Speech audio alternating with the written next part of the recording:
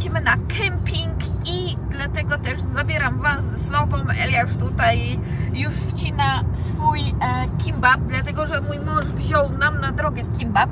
Mamy, słuchajcie, też, ja mam swój grejpfrutowy soczek.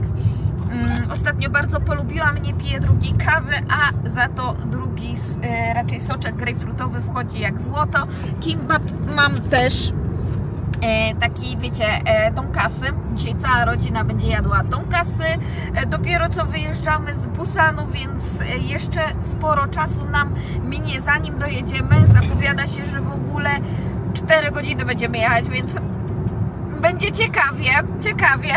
Już mieliśmy krótkie spięcia, ale to jak zawsze przy takich wyjazdach, kiedy wszyscy się stresują, czy na pewno wszystko wzięli, to zawsze tak jest.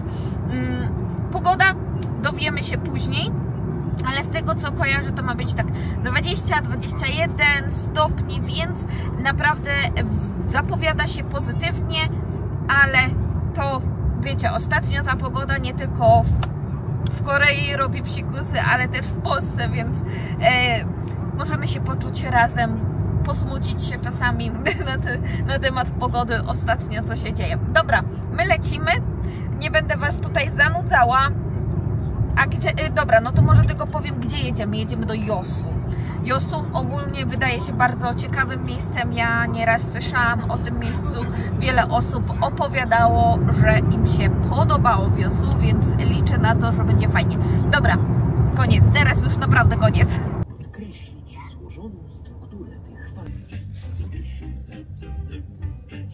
Się rozłożymy, musicie zobaczyć nasze miejsce, bo wygląda to bardzo specyficznie, ale naprawdę fajnie.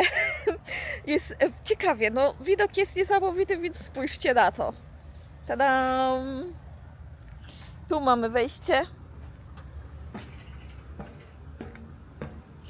I tu na podejście jesteśmy.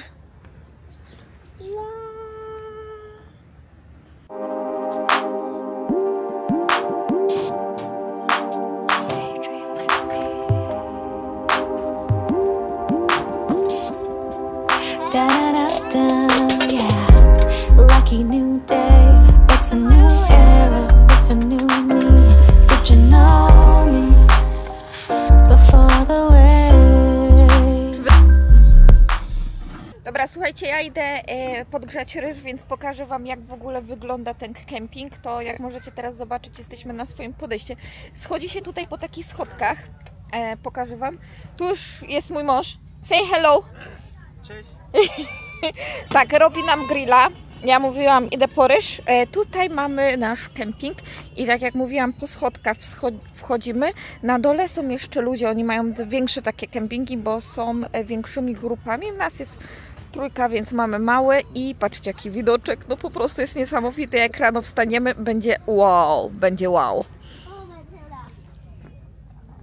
I idziemy tu po schodkach, wchodzimy i jest wiele innych namiotów. Ja muszę iść do mikrofali, więc trzeba się przejść kawałek.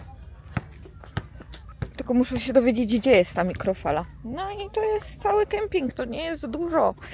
Tak wygląda w miarę ok. Tutaj po prawej stronie są do mycia naczyń, więc myślę, że zawsze w takich miejscach było to, więc zobaczymy, czy tam nie ma.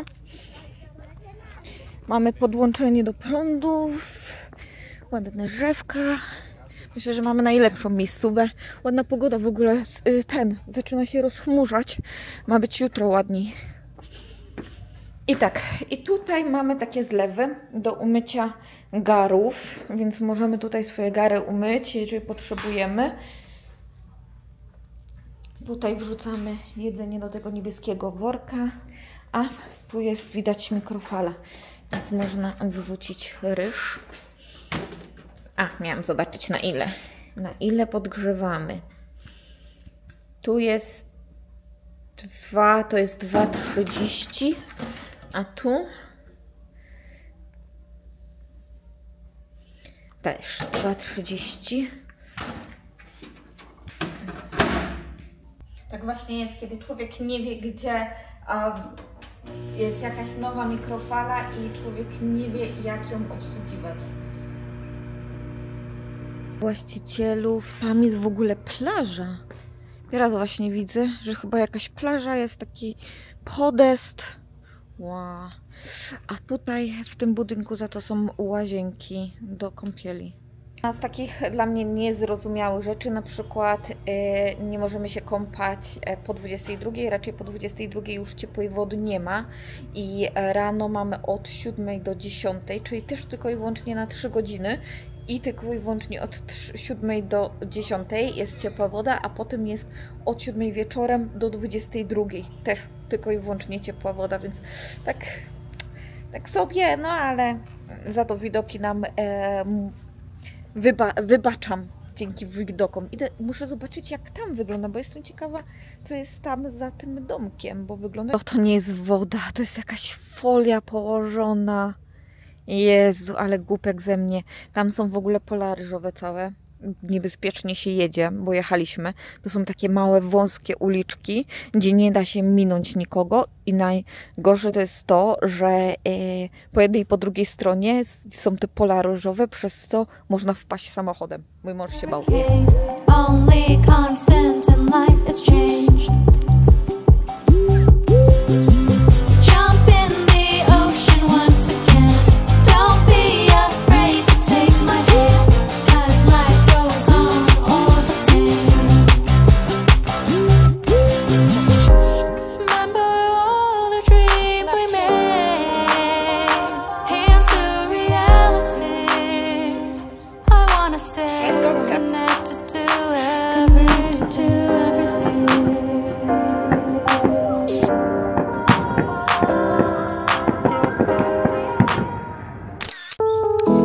Witamy o poranku.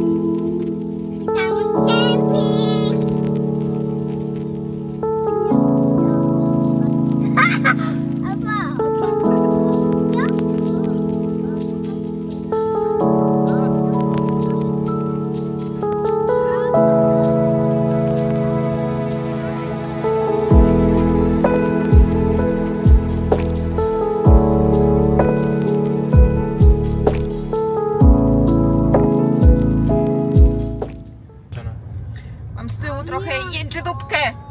Przestań jęczeć.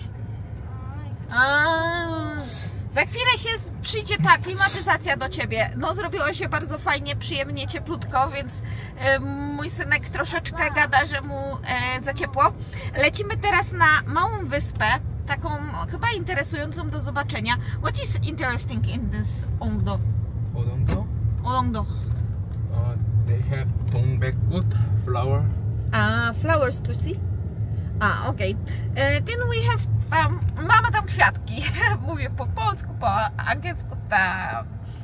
Super. Coś ta kamera mi tutaj zaczyna szwankować. Czemu ona nie stoi?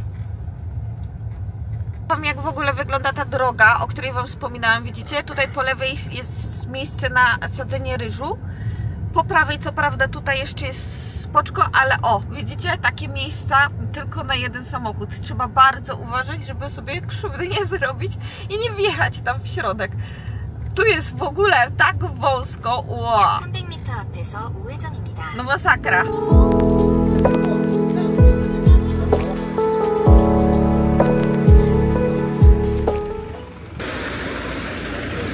Teraz będziemy się przeprawiać przez rzekę. Ogólnie tutaj jedzie taki może pociąg, ale na kołach. Jak kojarzycie takie pociągi malutkie, które jeżdżą właśnie po ulicach.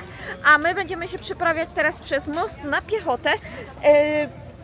Widać, że jest ta wyspa bardzo popularna, bo jest ogrom ludzi, więc do tego jeszcze pogoda i to, że jest długi weekend dla Koreańczyków, więc nie ma co się dziwić.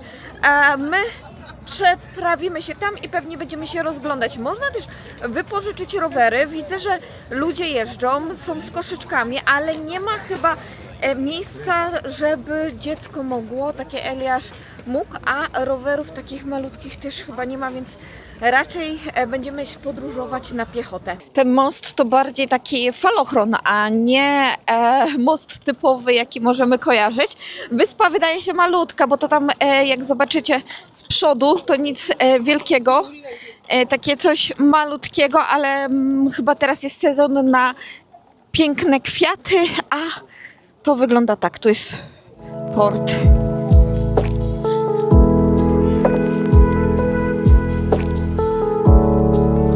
Jesteśmy teraz w takim miejscu deptaku pośrodku między wyspą a lądem, gdzie można właśnie sobie pochodzić.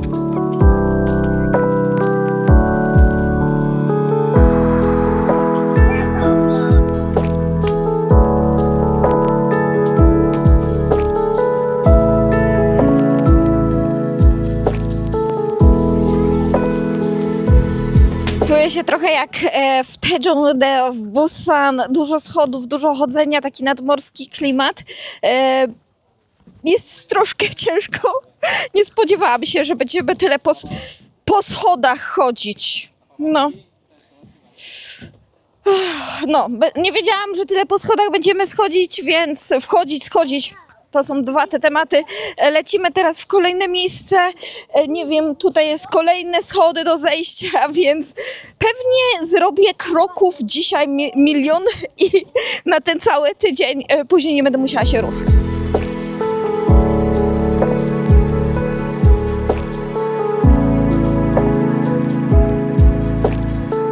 Patrzcie, tu są te popularne ścieżki, gdzie się chodzi na bosaka. Co prawda niektórzy nie chodzą na bosaka, ale Eliasz postanowił, że pójdzie w skarpetkach.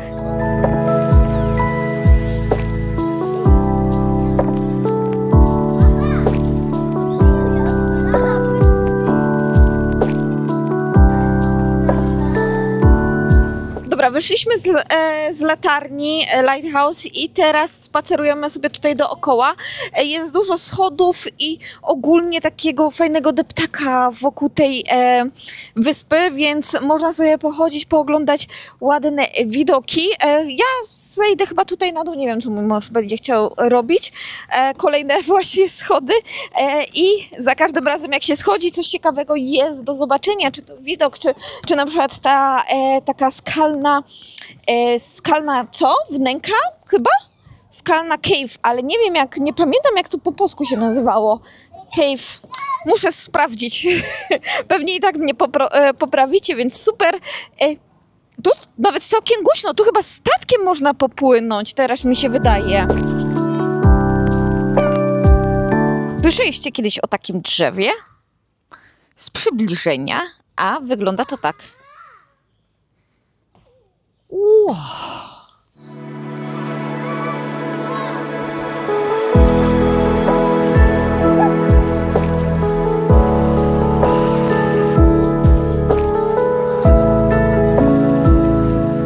Na tej górze możecie u góry zobaczyć, jest taka pagoda, a za pagodą jadą cable car, czyli kolejka górska, która aż kończy się prawdopodobnie na drugiej stronie, tam za mostem, więc całkiem sporo przez górkę idzie, potem zjeżdża, a tam jest ostatnia stacja i potem możecie wrócić w to samo miejsce tutaj. My chyba nie będziemy jechać cable car, po prostu zabieramy się gdzieś na jedzonko, a ogólnie wycieczka sił. Myślę, że to też jest bardzo fajny pomysł, żeby wszystko razem połączyć, jeżeli ktoś by właśnie chciał i pojechać tutaj do Yosu, zobaczyć właśnie na przykład tą wyspę, tutaj ten cable car, naprawdę wszystko jest w okolicy bardzo blisko. Przy okazji Name, wycieczka, byliście pewnie, jeżeli oglądaliście mój poprzedni film razem ze mną, to tam także nie jest daleko z tego miejsca, więc jeden dzień tu, drugi tam, czemu by nie? Naprawdę ładna okolica, więc warta do zobaczenia i jeżeli zostajecie na trochę dłużej w Korei, to myślę, że warto właśnie sobie tutaj tak pozwiedzać wszystko po kolei, więc zastanówcie się, bo nie zawsze trzeba właśnie spędzać całości albo w Busan, albo w Seulu, właśnie żeby zobaczyć też jak wyglądają takie mniejsze miejscowości, a jak widzicie urokowo naprawdę ładnie. Idziemy do kolejnego miejsca, nie jechaliśmy daleko, tutaj jest jakiś Sijiang, how its name? Jinnam Sijiang i pójdziemy coś tam zjeść. Jest w ogóle festiwal, więc zapowiada się, że może być coś ciekawego.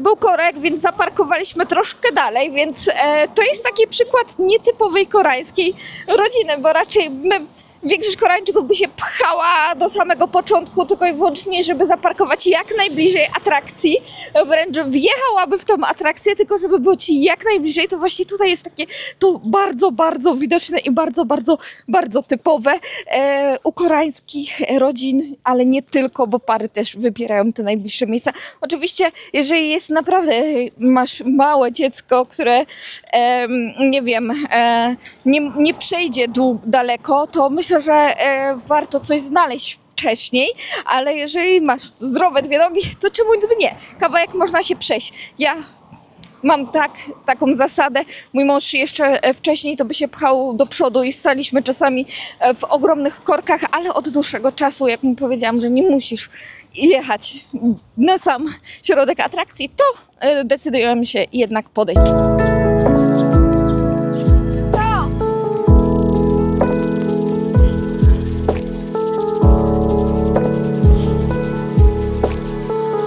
Jesteśmy teraz w takim ala centrum Yosu, gdzie jest market, ogromny market. Znajduje się on u podnóża góry i obtoczony właśnie jest sklepami, a po środku idą takie stoiska z handmade rzeczami. Koreańczycy uwielbiają robić takie rzeczy, więc możecie znaleźć sobie wszystko, co tam lubicie. Muzyka gra, bo to też jest taki część festiwalu pewnie. Nie jakiegoś dużego, znanego, ale w miarę taki, żeby zobaczyć, a my będziemy szukać jedzenia.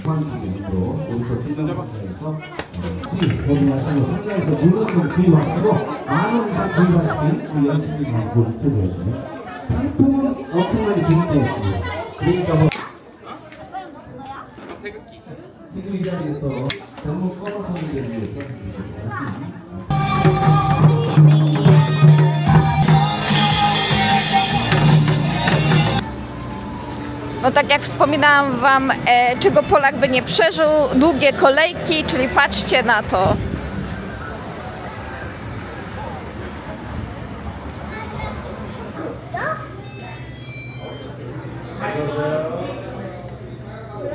Wróciliśmy do naszego kempingu.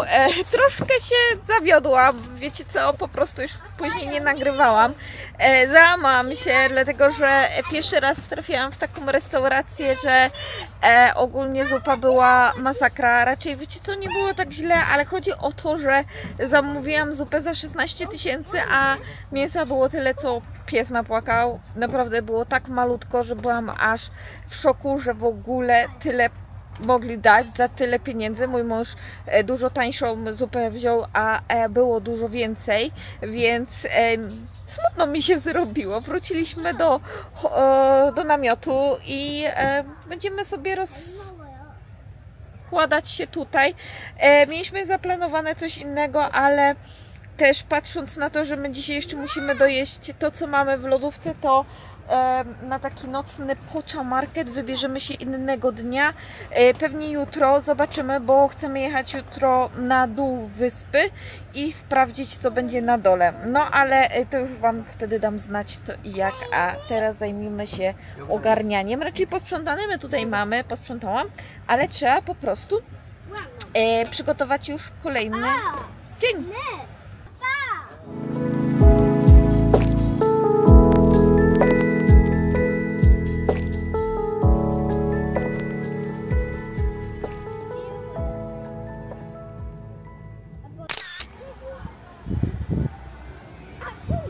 W kolejnym dniu jesteśmy w Yeseland i jest to taki art land w Yosu.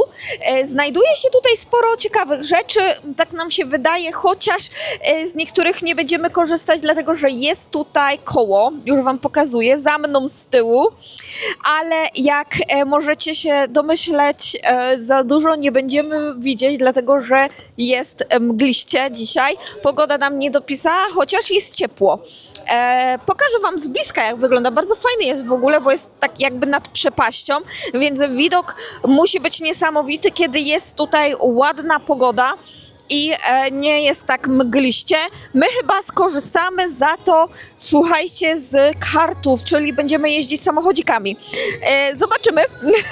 O, tutaj nawet jest takie fajne podejście, jak muszę zawołać mojego męża, to podejdziemy bliżej, razem.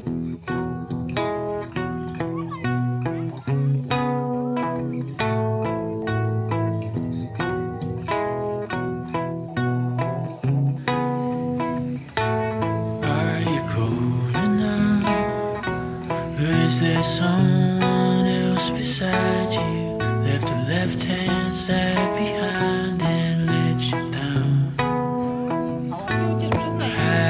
Jesteśmy teraz w kawiarni. Przyjechaliśmy, żeby się napić napojów. Mój mąż ma dziwną kawę. What is this coffee? Imcha. Black sesame. But I think there is no coffee. No. Yes, this is like drink. Czyli przyjechaliśmy na kawę, ale nikt nie ma kawy. Ja mam za to chanmo, czyli grapefruit, a mój syn ma oczywiście dalgi ulu, jego ulubione i jesteśmy właśnie, nawet możecie z tyłu zobaczyć, jest nazwa tej kawiarni Forestland. Ogólnie jest to ogromna kawiarnia. Nie jestem zainteresowana raczej tego typu kawiarniami, bo wolę takie mniejsze, klimatyczne, jak widzieliście na przykład Namę, ale tutaj fajnie wygląda ogólnie te, to są, jak one się nazywają? Już nie pamiętam, zapomniałam te kwiaty, jak się nazywają, pewnie mi powiecie. Ładnie to w tym miejscu tak wygląda. Więc spędzimy chwilę, odpoczniemy i potem będziemy lecieć dalej. Figured out how to sleep all by yourself. I know you This is funny. always like to have someone. And I can't let a good thing, can't let a good thing, I can't let a good thing. How you feel now? 'Cause it's all in your face, you. Już któryś raz próbuję nagrać, ale jeżeli kojarzycie takich natrętnych ludzi, którzy po prostu wam przerywają i tak gadają i was nagabują do sklepów, to właśnie mijałam z 2 czy 3 osoby takie. I gdzie jesteśmy teraz? Jesteśmy teraz w Yosu, może nie w centrum, ale w takim miejscu, gdzie często Koreańczycy się spotykają, na przykład po pracy, albo w weekendy, wieczorem, żeby coś wypić i zjeść i spędzić razem czas, bo mamy tutaj podamacha, czyli stoiska takie na zewnątrz, które możecie kojarzyć właśnie na przykład z koreańskich dram. Małe stoliczki, czerwone, niebieskie, naprawdę jest tego tutaj mnóstwo, małe stoliczki, gdzie możecie właśnie zjeść swoje jedzenie. Do tego jeszcze widok oczywiście, jest widok na, słuchajcie, cable car i także jest widok na morze, jest latarnia, no niesamowicie to wszystko wygląda, tym bardziej, że jesteśmy pod ogromnym mostem, więc naprawdę klimatyczny. I idziemy teraz zobaczyć latarnię, taką czerwoną, która jest też miejscem takim chyba, może nie kultowym, ale znanym tutaj w Yosu. To me,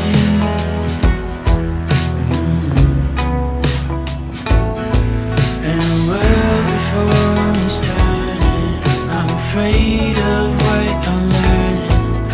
I'm afraid I've done some things I can't. Znajdujemy się teraz niedaleko latarni, czerwonej latarni o nazwie Hameldingde i jest to latarnia nosząca nazwę od żeglarza, angielskiego żeglarza, który jako pierwszy biały obcokrajowiec przypłynął do brzegów Korei i miał możliwość poznania Koreańczyków oraz kultury oraz zwyczajów koreańskich. Nie zrobił tego z pełną premedytacją, że chciał to zrobić, ale niestety nawiedził jego statek tajfun, przez co był zmuszony dobić do pierwszego brzegu, gdzie przywitali go Koreańczycy. Jest to właśnie ta latarnia taką pamiątką informującą, że takie zdarzenie właśnie miało miejsce tutaj w Yosu. I can't explain. 'cause I can't let a good thing, can't let a good thing, I can't let a good thing,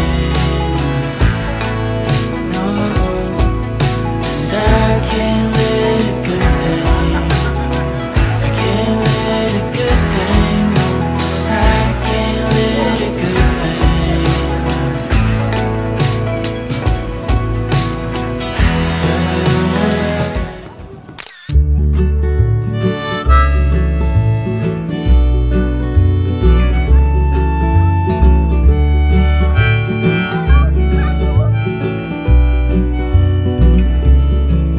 The secrets we tell each other, they come out one at a time as they fall on deaf ears at quiet times and lost. Mamy już ostatni dzień naszego pobytu na kempingu. Już jesteśmy spakowani, cały kemping zapakowany w samochód. Udało nam się, nawet całkiem sprawnie nam to poszło. I teraz siedzimy sobie na kawce, herbatce, czy co tam mamy. Ja mam grejpfrutowy oczywiście, klasyka. I dzisiaj jeszcze jedyna atrakcja będzie nas czekała.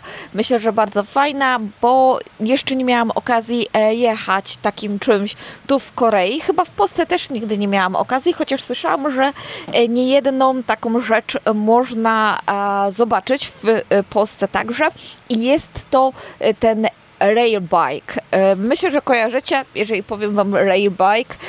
To jest taki rower torowy. Dobrze to przetłumaczone? Tak się też nazywa w Polsce. Jeżeli nie, no to dajcie znać. Ja z chęcią się dowiem, jak to w Polsce się nazywa, bo może miałabym ochotę kiedyś wybrać się na taką wycieczkę. Ta będzie bardzo interesująca, bo pewnie z pięknymi widokami, z tego co patrzyłam na tą ścieżkę, to naprawdę super będzie wyglądać. Dzisiaj poniedziałek, mamy co prawda rezerwację, ale nie zapowiada się, że będą w ogóle jacyś ludzie. Tu w kawiarni jest pustka, jesteśmy jedynymi klientami, więc super, mamy całą kawiarnię dla siebie. Ja już przejrzałam wszystko, zobaczyłam, bardzo fajnie wygląda, jak widzicie dzisiaj na letnio. Ale jeżeli chcecie się dowiedzieć, jaka stylizacja dzisiaj, to zapraszam was do filmiku, który pewnie, nie wiem, który wyjdzie, czy ten wcześniej, czy ten później. Zobaczymy 7 dni, 7 stylizacji, więc do usłyszenia. Strength inside will match the strength we show, but it's hard enough to face the face who's always staring back. There's nothing to be ashamed of. We're just being what we're made of, and it comes. Byliśmy ostatnio na wyspie, to tutaj było widać właśnie to miejsce z mostu. To jest Yosu Expo.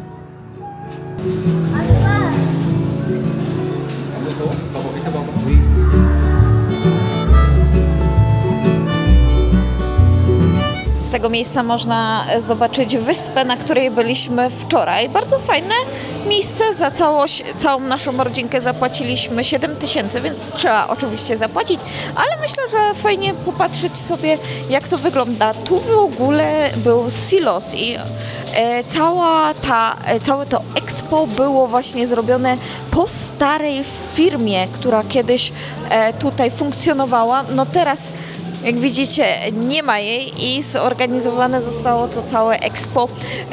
Troszkę puste się wydaje, tak z góry jak patrząc, to jeszcze sporo pracy tutaj, myślę, będzie włożone w to, żeby to zorganizować jeszcze więcej, bardziej, ale naprawdę fajny początek. Z tego co widziałam, to w ogóle są też promy na Jeju stąd.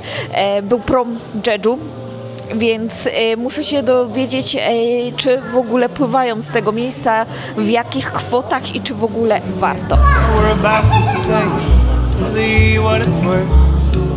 Is it our 2 cents, or is it nonsense? All these things that we've unearthed, but they come from inside us, and we can no longer hide. This is bursting at our seams, cause our dreams, they confide in us.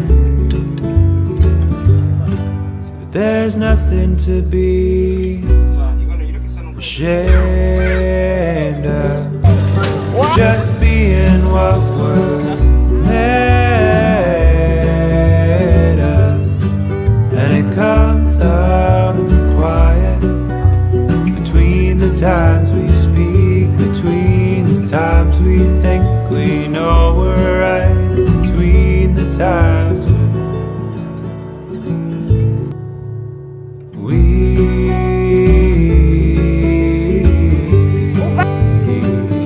You cannot move your...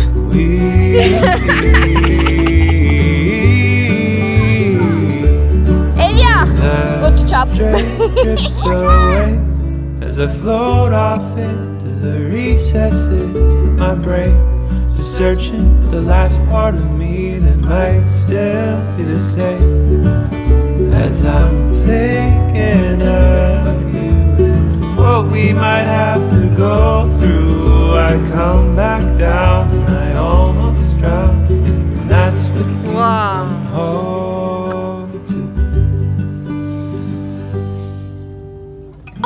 Proszę pana.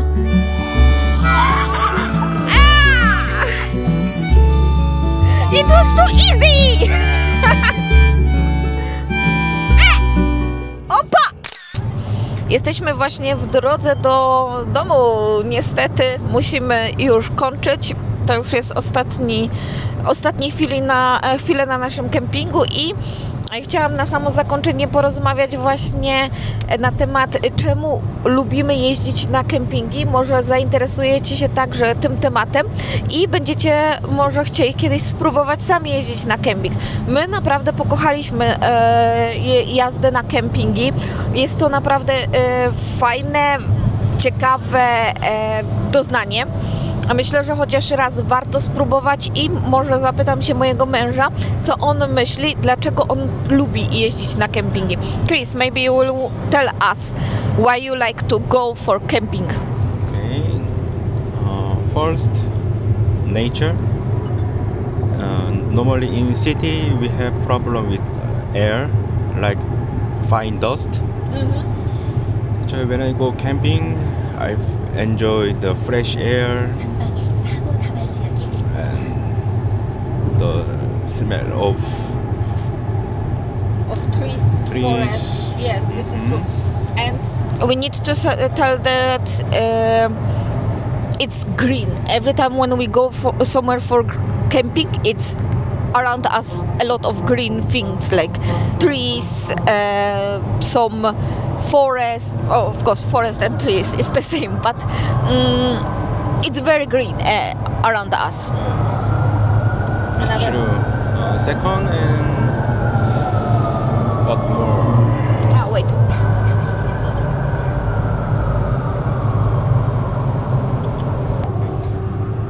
Second thing. Second thing is rest. Normally, I have pressure of my work, how things. But when I go camping, I don't have any pressure, and I just chill out, and this makes stress out. And It's for good me, beginning for new week. for me, like freshing myself. Yes. And here you have something? The last family things, we can focus on our time, and we spend quality of our family time. Yes. And yes, that's why I want to make memory of our family. That's why I like this camping. Yes. Thank you, Chris, for your information. Jeżeli chodzi o mnie, to ja mówiąc o 3 rzeczach, to właśnie oprócz takiego naturalnego widoku i ogólnie przebywania wśród natury, to trzeba też powiedzieć finansowo lepiej to się spina, bo jednak nocleg jest dużo tańszy. Drugą rzecz, oprócz tego właśnie, że mamy taki rodzinny kontakt, to też bardzo aktywnie spędzamy ten czas. Zawsze wymyślamy coś dobrego i coś fajnego do roboty. To nie jest tak, że siedzimy tylko i wyłącznie na kempingu, ale właśnie staramy się znaleźć fajne, ciekawe rzeczy do zrobienia. Trzecią rzeczą, to mój mąż wcześniej powiedział, tutaj o tym nie poinformował, ale to jest bardzo dobra uwaga na to, że jednak z małym dzieckiem, jak jesteśmy gdzieś w hotelu czy w jakimś pensjonacie, to niestety musimy zwracać uwagę na innych ludzi. A tutaj na kempingu często Eliasz spotyka przyjaciół, kolegów, bawi się z nimi, może krzyczeć, może biegać i nikt na niego po prostu nie zwraca uwagi albo nie informuje nas, że jesteśmy za głośno. Więc to jest naprawdę duży plus. Dobra, i tak jak widzieliście wcześniej, przerwała nam karetka pogotowia i chciałam Wam pokazać korytarz życia, który został utworzony przez samochody, żeby tą karetkę przepuścić. Wiem, że kiedyś wspominałam w filmie, już nie pamiętam który, ale jeżeli jesteście na bieżąco z moim contentem, to pewnie orientujecie się, że informowałam Was o tym, że byłam zdziwiona, że karetka została nieprzepuszczona i właśnie chyba miałam takie 2 sytuacje, nawet jedną z moim mężem i po prostu byłam skontensowana, czy nie ma takiego prawa, że właśnie pozwala, że trzeba zrobić ten korytarz życia. I z tego, co mój mąż mnie poinformował, to ogólnie nie istnieje żadne takie prawo nakazujące, że możesz zapłacić za to, że karetki nie przepuściłeś, że ją zablokowałeś. Nie wiem, jak to jest w Polsce, dajcie znać w komentarzach, ale właśnie ten temat mnie troszkę zaciekawił, tym bardziej, że nie jestem już pewna, jaka to była sytuacja, jak to wyglądało właśnie w Busanie, ale tutaj na szczęście karetka została przepuszczona. W ogóle kiedyś mój mąż mnie poinformował, powiadomił o tym, że wcześniej właśnie i później samochody nie chciały karetek przepuszczać, dlatego że często były sytuacje takie, że karetki bezpodstawnie włączały sygnały, tylko żeby po prostu złamać prawo i żeby szybciej na przykład gdzieś dojechać, ominąć korki, jeździć tak, jak nie przystoi karetce jeździć, bez włączonych sygnałów. Dlatego też prezydent ustanowił prawo, że karetka bezpodstawnie nie może włączyć sygnałów, a jeśli je takie włączy, to wtedy może zapłacić sporą grzywnę. Myślę, że to jest nawet całkiem dobre prawo. Oczywiście mam nadzieję, że ono nie jest w jakiś sposób i łamane, ani kierowcy karetki nie boją się włączyć sygnału, tylko i wyłącznie uważając, że to może być bezpodstawne. Dajcie znać, bo ja właśnie już nie pamiętam, jak to wszystko działa w Korei, jak te karetki są obsługiwane i jak to działa właśnie w Polsce. Mam nadzieję, że ten topik się Wam także spodobał, a my będziemy się widzieć w kolejnym filmie, bo to już jest koniec. Zapraszam do polajkowania, subskrypcji kanału i do usłyszenia w kolejnym filmie. Pa!